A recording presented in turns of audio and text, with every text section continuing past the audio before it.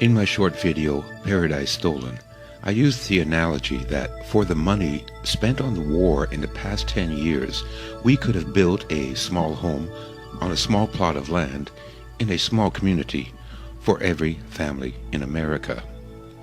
A common argument against this idea is that there just isn't enough room in all of America to provide people with decent homes in decent communities.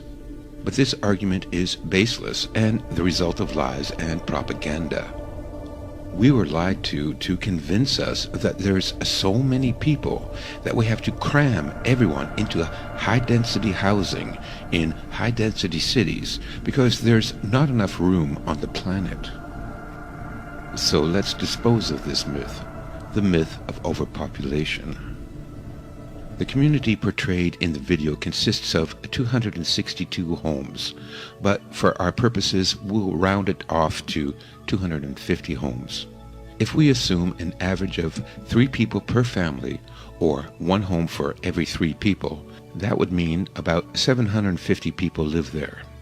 Including parks and playgrounds, the whole community sits on 12 acres of land. Now let's take the U.S. population of 320 million and divide them into communities of 750 people each, which gives us 426,666 villages.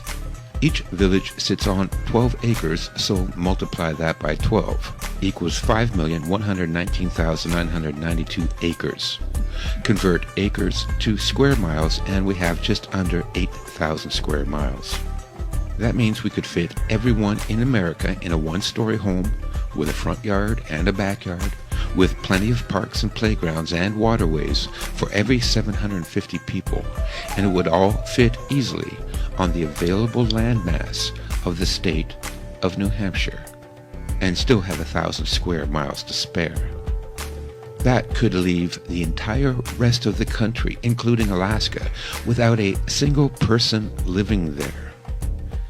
See now how ridiculous it is to think that the entire landmass of the U.S. cannot provide the needs and resources for a low-density population taking up less room than New Hampshire. But let's go further. Let's take the entire population of the planet, 7.3 billion people. We do the same math. 7.3 billion divided by 750 times 12 acres converted to square miles, and we have 180,000 square miles. That means we could fit everyone in the world.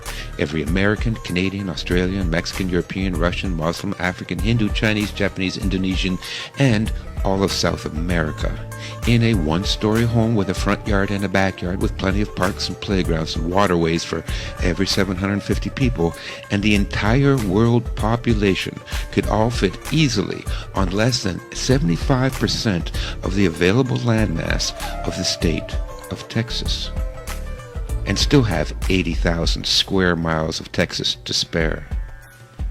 But too many people is not the reason that half the population of the world has to live in hunger and squalor, and the rest of us lives of desperation and alienation. So why are we being herded into these high-density megacities? We've already shown that it's not efficient, and we know that there's plenty of room for everyone. Well, the answer is that a few dozen psychopaths want us to tear each other to pieces so that we won't unite against our slave masters. We are part of a giant laboratory experiment, and each of us is just an expendable little white lab mouse. Don't believe me? Well, don't take my word for it.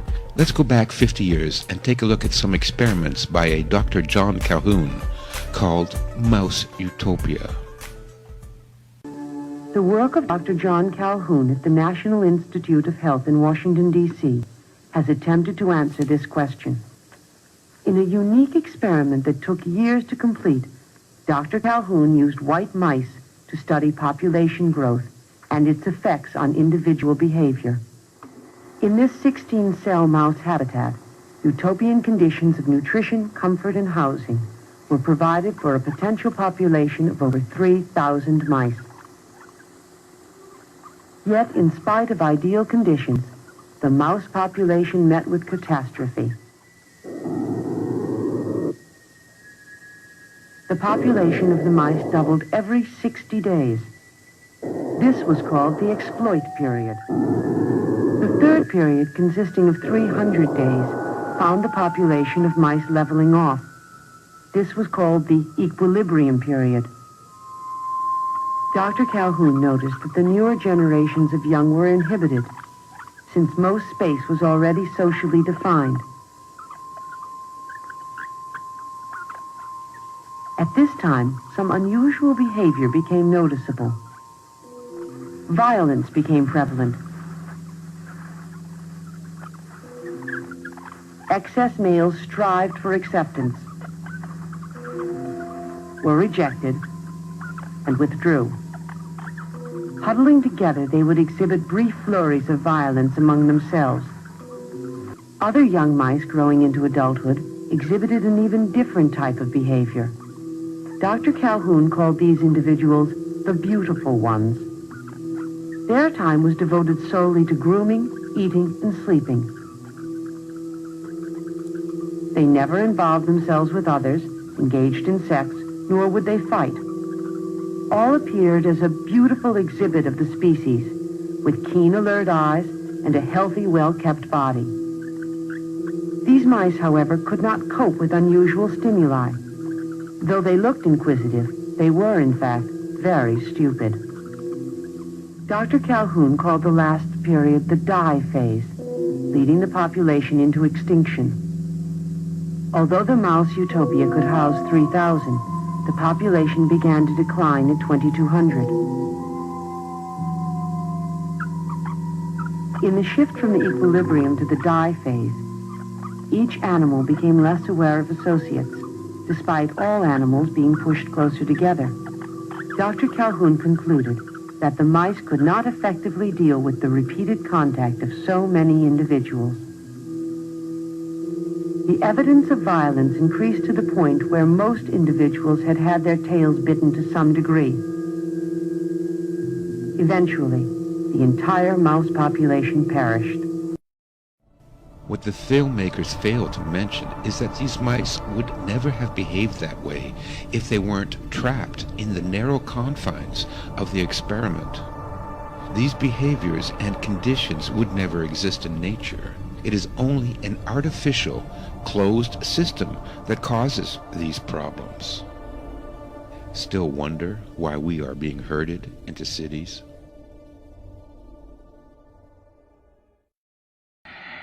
When I met him at Findhorn, he said to me, "Where are you from?" And I said, "New York." He said, "New York, yes, that's a very interesting place. Do you know a lot of New Yorkers who keep talking about the fact that they want to leave but never do?" And I said, "Oh, yes." And he said, "Why do you think they don't leave?" He said, "I think that New York is the new model for the new concentration camp, where the camp has been built by the inmates themselves, and the inmates are the guards, and they have this pride in this thing they've built. They've built their own prison, and so they exist in a state of schizophrenia, where they are both guards and prisoners, and as a result, they no longer have, having been lobotomized, the capacity to leave the prison they've made, or to even see it as a prison."